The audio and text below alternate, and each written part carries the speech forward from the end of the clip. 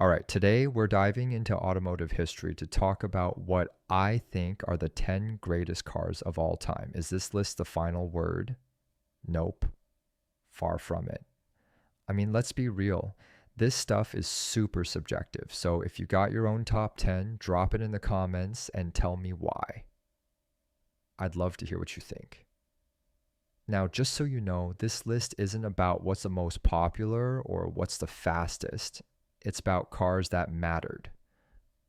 Cars that left a real mark on the industry, on culture, and on how we think about driving. These are the machines that, without them, the car world would look completely different today. Let's get into it. Ford F-150 first up. We're starting with a truck, the Ford F-150. This thing has been a staple of American roads since it showed up in 1975.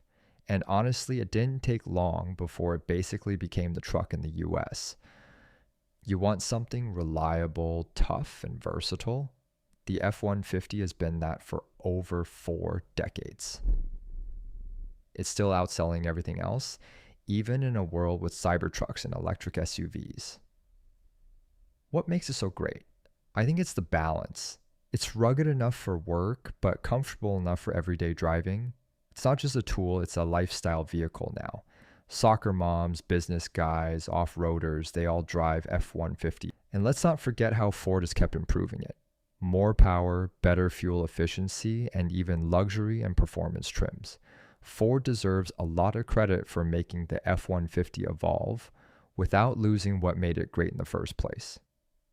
Next up, the Toyota Corolla. I know, it's not exactly thrilling, but hang in there. Fun cars are coming. The Corolla has earned its spot for being the definition of reliable. Ask 100 people to name a dependable car, and I guarantee at least half will say Corolla.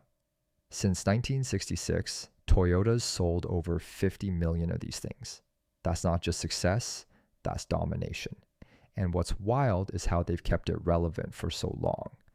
The Corolla has always stuck to its roots. Affordable, efficient, and ridiculously low maintenance. Whether it's your first car, your daily commuter, or your family's road trip ride, it just gets the job done. It's the kind of car that quietly makes history. Nothing flashy.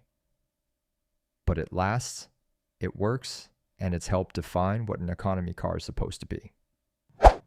Bugatti Veyron. All right, now let's crank it up. The Bugatti Veyron launched in 2005, but dreamed up way before that. This car changed everything. It wasn't just fast. It was a new breed of fast.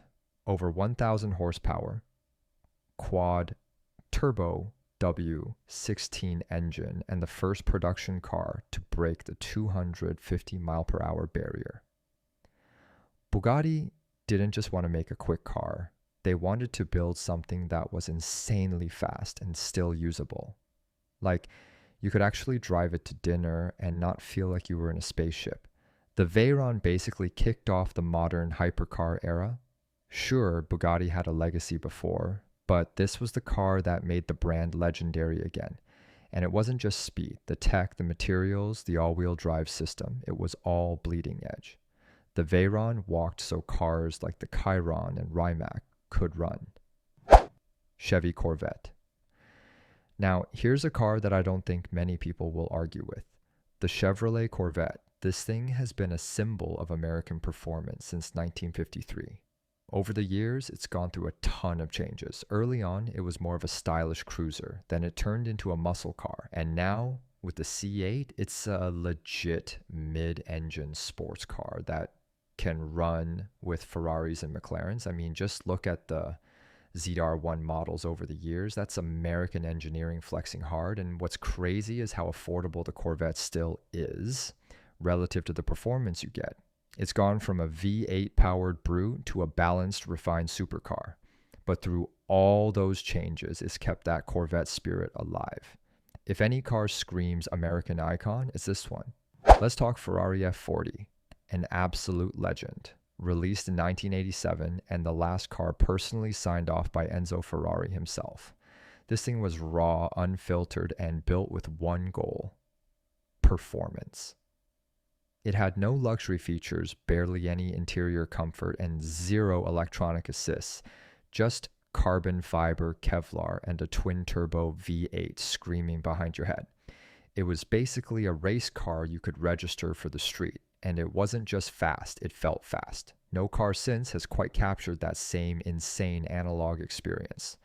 The styling, aggressive, iconic, and unmistakably Ferrari, but what really sets it apart is how focused it was. No marketing fluff, no compromises, just pure driving. Duesenberg Model J. Now for something totally different. The Duesenberg Model J from 1928. Yeah, it's old, but don't let that fool you. This car was decades ahead of its time. Massive straight 8 engine, luxury features, custom coach-built bodies, and crazy performance. Jay Leno even says these things still drive like modern cars. Back then, it was a status symbol, but it also pushed the boundaries of what a luxury car could be. Hydraulic brakes, dual overhead cam.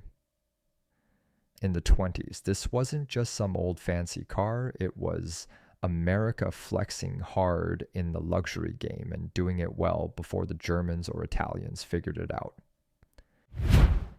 Honda Civic. All right, back to basics. The Honda Civic.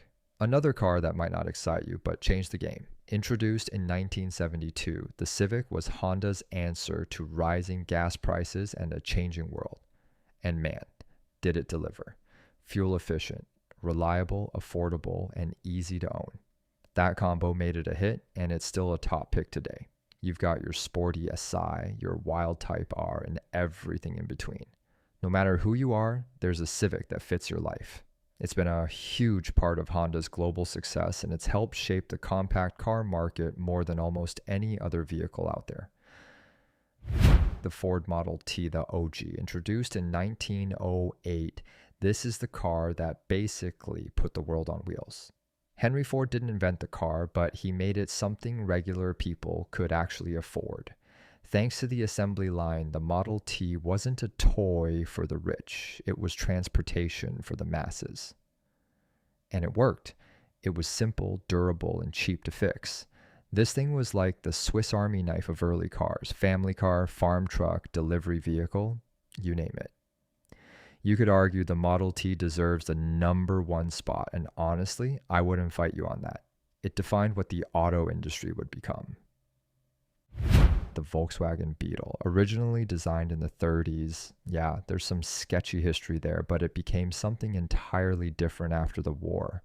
Air-cooled engine in the back, super basic design, but somehow it became one of the most beloved cars of all time. From the 60s through the 70s, these things were everywhere. It wasn't just a car, it was a cultural symbol, and it's kind of like the Vespa in that way, simple, lovable, and built to do one thing really well. Just work. The Porsche 911. What can you even say?